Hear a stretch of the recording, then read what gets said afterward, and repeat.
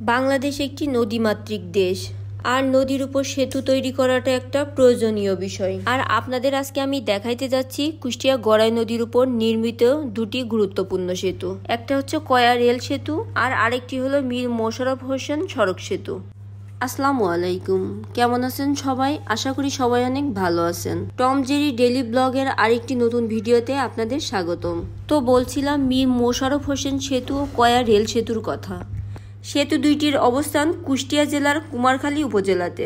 গড়াই নদীর উপর নির্মিত সেতু দুটি কুষ্টিয়ার সাথে কুমারখালী, খোকসা ও রাজবাড়ির যোগাযোগ ব্যবস্থাকে সহজ করেছে। এই সেতু দুটির পাশাপাশি অবস্থান হার্ডিঞ্জ ব্রিজ ও লালন শাহ সেতুর কথা সবাইকে মনে করিয়ে দেয়। উত্তরাঞ্চল থেকে ঢাকামুখী যাত্রাকালে হার্ডিঞ্জ ব্রিজ থাকে হাতের বামে আর লালন শাহ সেতু থাকে হাতের ডানে। ঠিক একইভাবে কুষ্টিয়া থেকে ঢাকা যাত্রাকালে কয়া রেল সেতু থাকে হাতের বামে আর মীর মোশাররফ হোসেন সড়ক সেতু থাকে হাতের ডানে। সেতু দুটির সৌন্দর্যে মুগ্ধ হয়ে অনেকেই এখানে যাত্রা বিরতি নেয়। 2004 সালে প্রায় 35 কোটি টাকা ব্যয়ে নির্মাণ করা হয় কুষ্টিয়া রাজবাড়ী মহাসড়কের কুমারখালীর গড়াই নদীর উপর সৈয়দ মাসুদ রুমি সেতু। পরবর্তীতে 2008 সালে সেতুর নাম বদল করে সাহিত্যিক মীর মোশাররফ হোসেন সেতু নামকরণ করা হয়। এই সেতুটি চালু হওয়ার পরে কুষ্টিয়ার সাথে ঢাকা ও রাজবাড়ির যোগাযোগ ব্যবস্থা অনেকটাই সহজ হয়ে গেছে। এই সেতুটি তৈরি করার পরে টোল ব্যবস্থা না থাকলেও বর্তমানে টোল আদায় করা হচ্ছে, যেটা এখন কুষ্টিয়ার মানুষের জন্য গলায় কাটা হয়ে দাঁড়াইছে। মীর মোশাররফ হোসেন সেতুর একদম পাশেই কয়া রেল সেতু হওয়ায় হাঁটতে হাঁটতে চলে গেলাম রেল সেতুতে। একটা বিষয় খেয়াল করে দেখবেন, রেল লাইন সবসময় উঁচুতে বানানো হয়, এজন্য রেল সেতু অনেক উঁচুতে হয়। তাই পাহাড়ের মতো রাস্তা বেয়ে বেয়ে রেল সেতুতে উঠে আসলাম। হার্ডিঞ্জ ব্রিজে জনসাধারণের ওঠার নিষেধাজ্ঞা থাকলেও কয়া রেল ব্রিজে জনসাধারণের ওঠার নিষেধাজ্ঞা নাই। এটা জনসাধারণের জন্য উন্মুক্ত। জনসাধারণের জন্য উন্মুক্ত হয়, যে কেউ এখানে উঠতে পারে।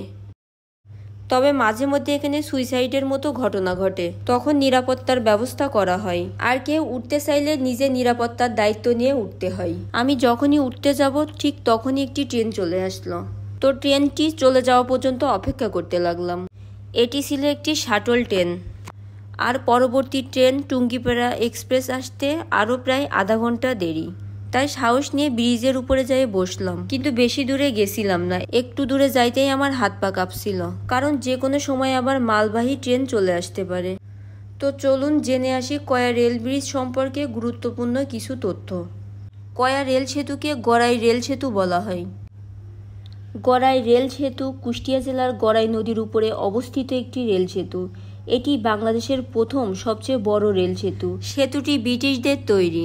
এই রেল সেতুর উত্তর পাশে সৈয়দ মাসুদ রুমি সেতু অবস্থিত, যা বর্তমানে মীর মোশাররফ হোসেন সেতু নামে পরিচিত। ব্রিটিশ আমলে গড়াই রেল সেতুর ব্যাপক গুরুত্ব ছিল। কলকাতা থেকে ঢাকা যাতায়াতের জন্য এই রেল সেতু ব্যবহার হতো। এই রেল লাইন প্রথমে গোয়ালন্দ ঘাট রেলওয়ে স্টেশন ও ফরিদপুর রেলওয়ে স্টেশন পর্যন্ত চালু হয়। বর্তমানে পদ্মা সেতুতে ট্রেন চলাচল শুরু হওয়ার পর থেকেই গড়াই রেল সেতুর গুরুত্ব বেড়েছে। এই রেল সেতুর উপর দিয়ে বর্তমানে 4টি আন্তনগর, 1টি কমিউটার ও 2টো শাটল ট্রেন আপ ডাউন করে। এই রেল সেতুটি পুরোপুরি হার্ডিঞ্জ ব্রিজের মতো লোহার তৈরি। এর রয়েছে 6 জোড়া পিলার ও 7টি স্প্যান। হার্ডিঞ্জ ব্রিজে পথচারীদের জন্য ফুটপাতের চলাচলের ব্যবস্থা থাকলেও এই ব্রিজে চলাচলের কোনো ব্যবস্থা নাই। ব্রিজটির সাথে একটি সিকিউরিটি গার্ড রুম ছিল, কিন্তু সেটি এখন পরিত্যক্ত হয়ে পড়ে আছে। ব্রিজটি চালু হওয়ার পরে রক্ষণাবেক্ষণের জন্য এই রুমটি বানানো হয়েছিল। পূর্বে রেল লাইনের নিচের স্লিপারগুলো কাঠের তৈরি হইলেও বর্তমানে সিমেন্টের তৈরি স্লিপারগুলো ব্যবহার করা হচ্ছে। এতে একদিকে রেল লাইন টেকসই ও মজবুত হয়, আর অন্যদিকে পরিবেশ রক্ষাকারী গাছও রক্ষা পায়।